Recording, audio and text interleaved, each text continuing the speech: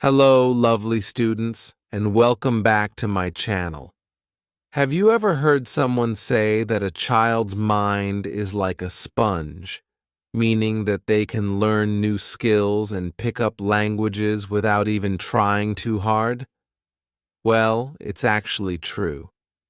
Now, I'm going to assume that most of you aren't 5 years old anymore, which means that learning new skills takes a bit more effort.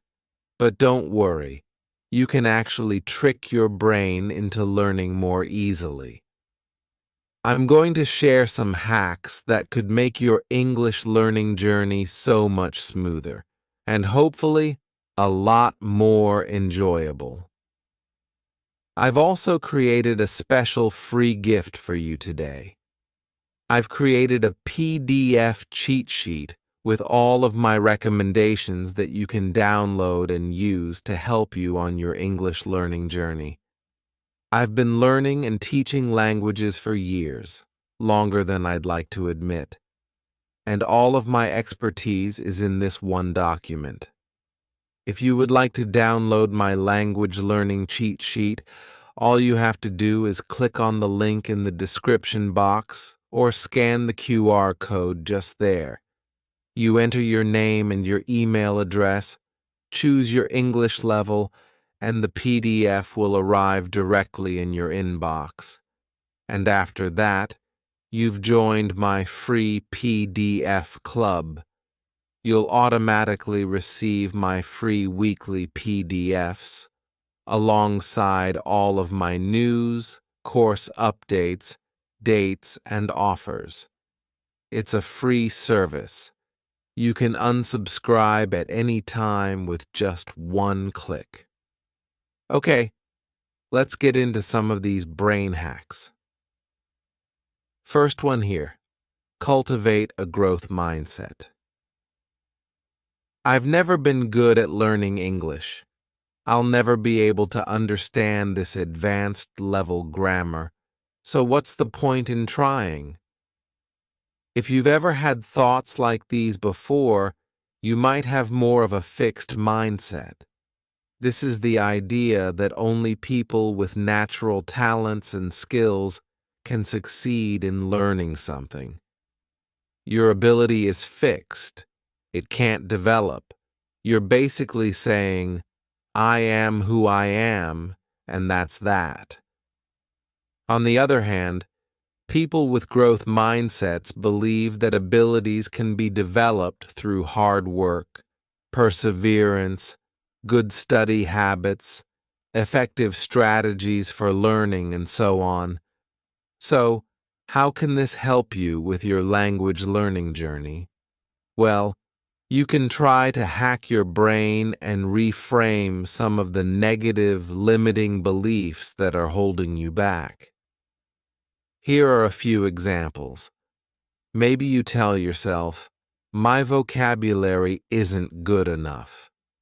If you catch yourself stuck on this negative thought, flip it to something more positive like, I'm learning around 10 new words a week, and my vocabulary is growing steadily. Let's reframe another one. I can't figure out when to use different verb tenses in English. I give up. I know it can be frustrating, but again, we can reframe this. Say something like, okay, this way of learning isn't working for me. What other strategies can I try to learn this more effectively? Slowly but surely, you can trick your brain into adopting a more positive approach to learning English. Okay, let's move on to the next one, SMART goals. So now that your head is in the right place, let's talk about setting the right kind of goals. SMART in SMART goals stands for specific, measurable, achievable, relevant, and time-bound. Let's break this down with some specific examples. Specific. Instead of saying, I want to improve my English, try, I want to be able to start conversations and understand people I meet when traveling. Measurable. Make it something you can track. I will learn 5 new phrases per week that I can use in common situations when I go traveling. Keep a record of your progress to boost motivation and tick the phrases off when you've used them. Achievable. Be realistic. If you're a beginner, don't aim to listen to an entire podcast within a week. Break challenging goals down into manageable, bite-sized chunks. Relevant. Make sure your goal matters to you. If you love traveling, focus on that. If you're hoping to build your business internationally, focus on professional English. Time-bound. Set a deadline. I want to achieve this in 3 months, for example. Putting it all together, a SMART goal might look like this. For the next 3 months, I will learn 5 new phrases per week that I can use while traveling, with the aim of being able to chat comfortably with people I meet. Great goal. The benefit of a SMART goal is that it's something you can write down and track, and it's so important that you can track it. I've included an exercise for building SMART goals in my cheat sheet, so make sure you download that. There is something so satisfying about crossing off another day of studying, and that feeling is backed by science. When you accomplish a task, your brain releases dopamine, which makes you feel happy. Seeing that you're sticking to your plan and making progress will trick your brain into wanting more and more. Now, you might be thinking, that's still a pretty big goal. And you're right.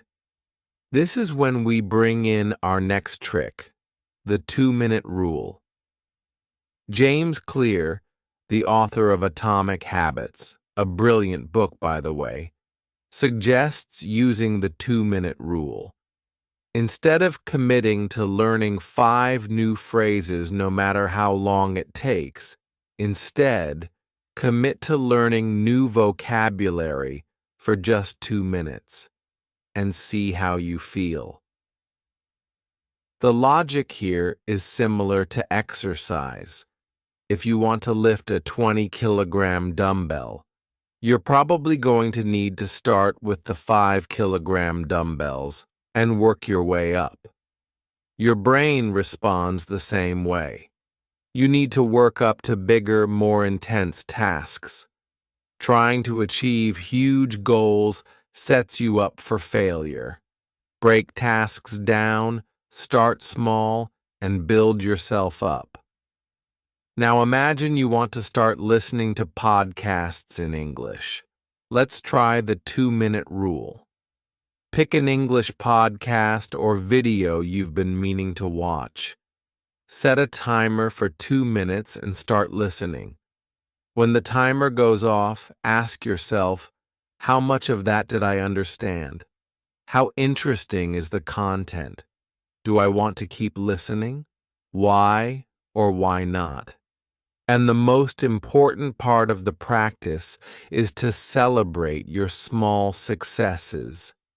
Say something like, "Wow, I just understood a full 2 minutes of this podcast." Affirmations like this boost the happy chemicals in your brain, motivating you to keep learning and practicing. And the best thing is, you can do this with everything. I'll just read 1 page of this book. I'm going to answer 5 of these grammar questions. I'm going to spend 2 minutes reviewing the vocabulary I learned last week. As you start to feel more comfortable, add more time. 3 minutes, 4 minutes, and so on. But make sure you celebrate your wins every step of the way. Okay, Before we talk about my next hack, I want to remind you of something I mentioned earlier. Our brains work in a similar way to our muscles. The more you exercise, the stronger you get. Your brain isn't a muscle, but the more you do certain tasks, the more synapses or connections your brain creates. And one of the best ways to create these synapses and grow your brain is regular exercise.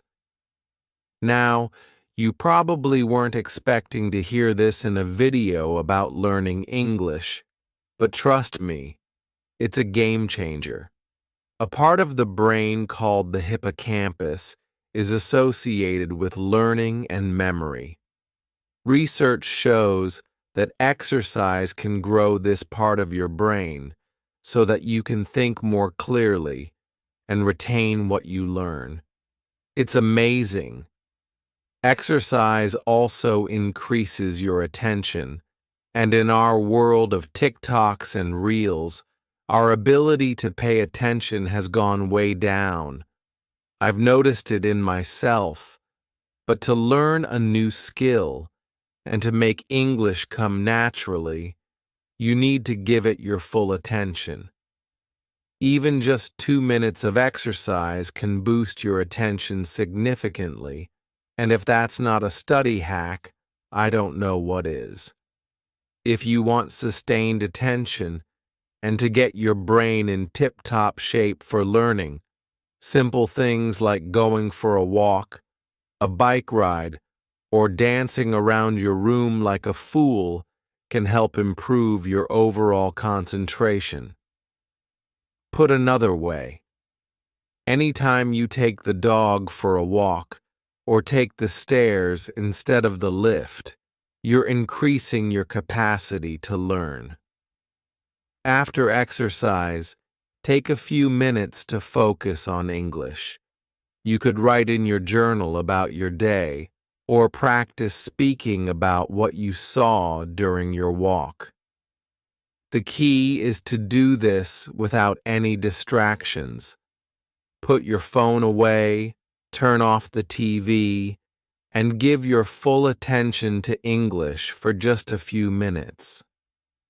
By doing this, you're taking advantage of your increased focus from exercise and reinforcing your English skills at the same time. It doesn't have to be a long study session. Even 5 to 10 minutes of concentrated effort can make a big difference. Okay, I think that's enough brain hacking for today. But remember, the key to all these tips is consistency. Keep at it, and you'll find English becoming more and more natural to you every day. I hope you enjoyed today's lesson, and I will see you in another video.